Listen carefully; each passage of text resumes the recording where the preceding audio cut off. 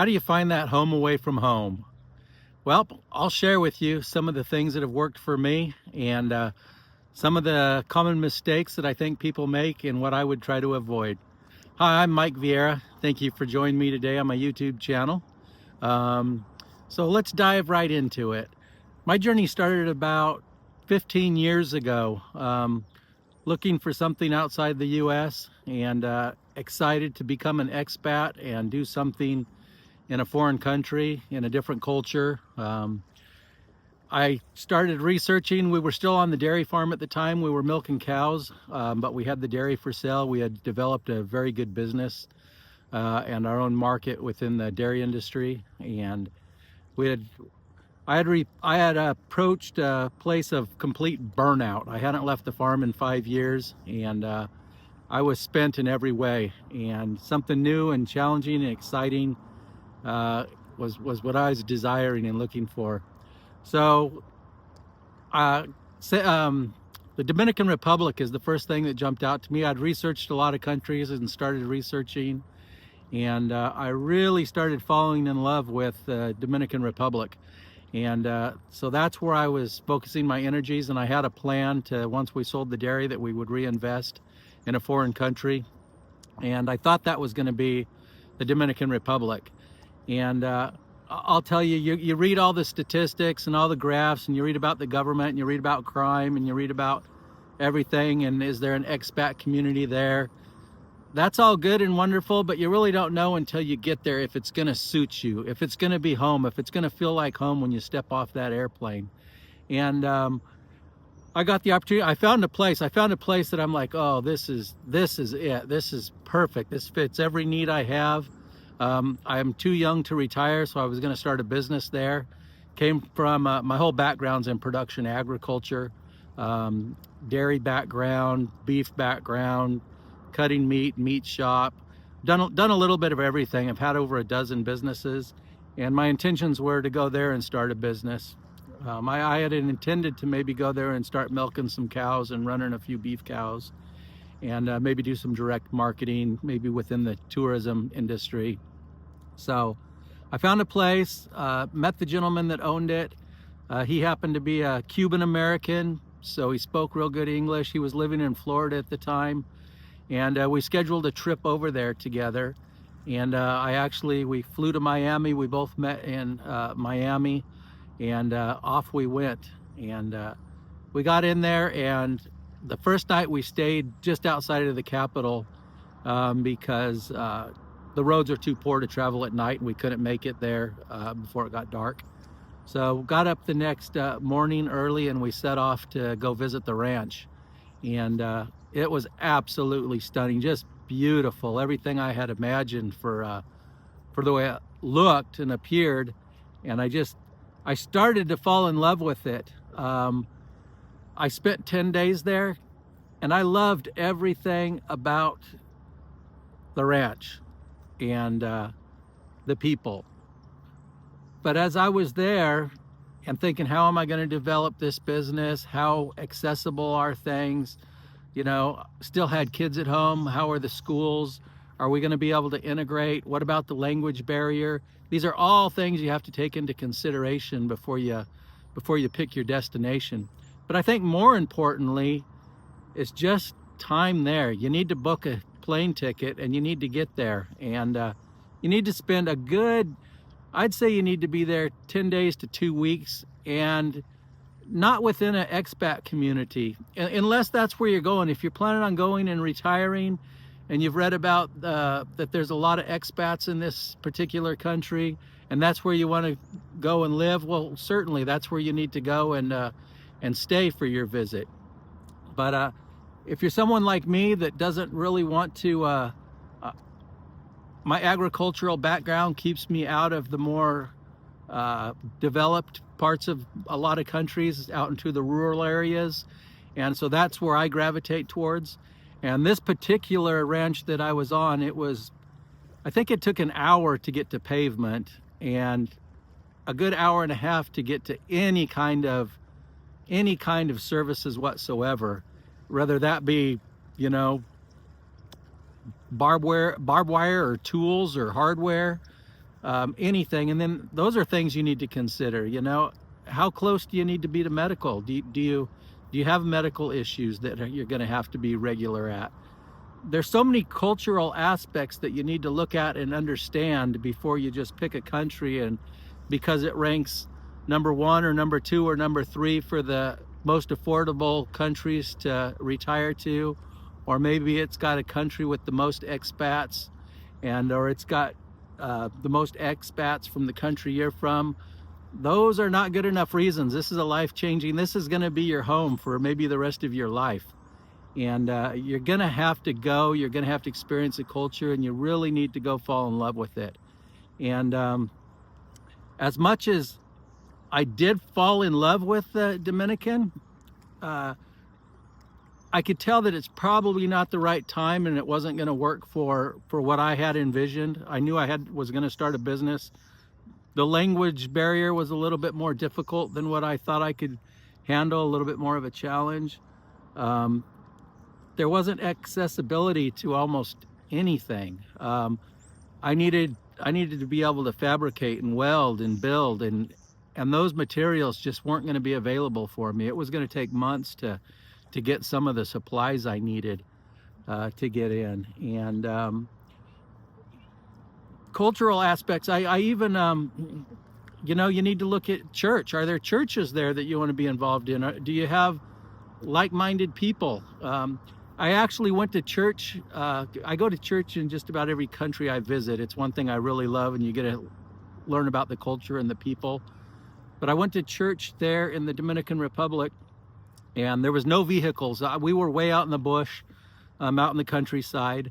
And so the roads were mostly traveled by horses, donkeys, mules, or mostly just foot traffic. And I went, and it was actually one of the very best church services I've ever been to in my life. I still talk about it a lot. And I couldn't understand a word. There was nobody that came in a vehicle other than, there was one motorcycle there, and then a few horses, but most people walked, and they walked miles. They crossed rivers and fields to get to church. And the whole church was in Spanish, and I didn't understand any Spanish. I knew a few words, but I could not communicate. I didn't understand any of the service, but the people and the Spirit just touched me. It was an amazing, it was another life-changing experience to be in that service that evening. And so these are all things that you need to look at before you just start looking at countries and statistics. And you really need to get on a plane and go there. Where I ended up purchasing property is St. Vincent and the Grenadines, and it wasn't even on my radar at all. I had barely heard of it. I've heard about the Grenadines a little bit, but I was invited there by their Ministry of Agriculture on a cattle improvement genetic project, and a blah blah blah tongue twister today. But I was invited there on a food security, food sustainability. It was all tied under one umbrella.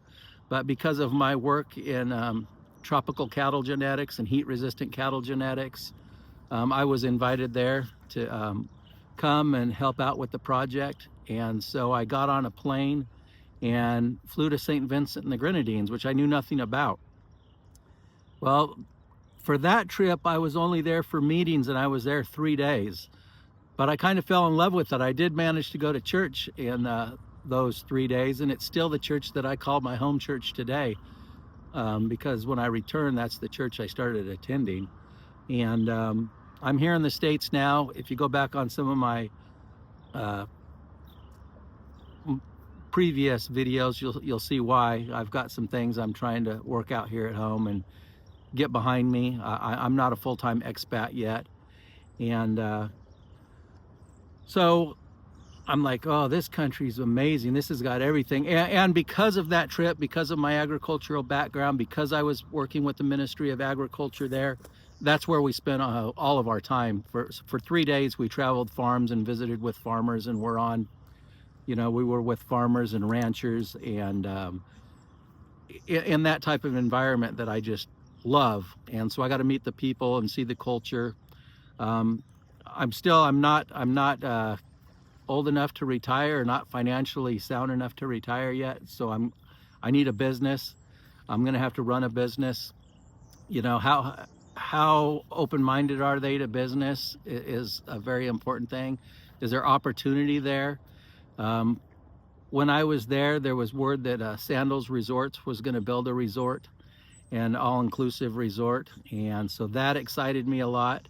They didn't have an international airport until 2017, and they do in 2017, so that was huge. I knew that was going to change the trajectory and the vision of the country and be able to bring in tourism, especially along with Sandals coming in.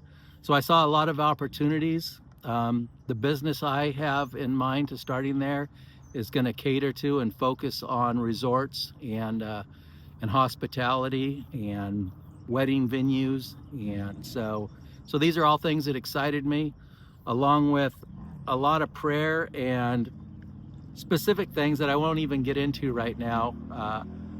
But there was so many markers along the way that were, I consider them from God, because they're things that just wouldn't happen, and they're very specific to me. And so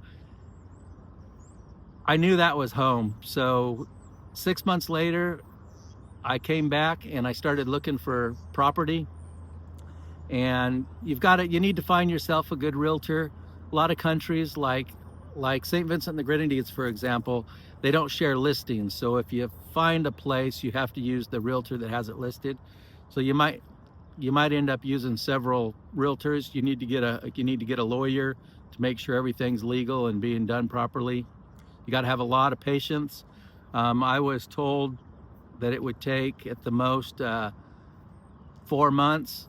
It ended up taking 14 months, and that's something that's kind of common. It's island time, and so you've got to learn with patience. And are you okay with that? That's another part of the culture. You know, it's nothing to go into town into Kingstown in St. Vincent and stand in line for 2 hours to get to a bank teller, or an hour to pay your water bill, or 2 hours for a licensing agency.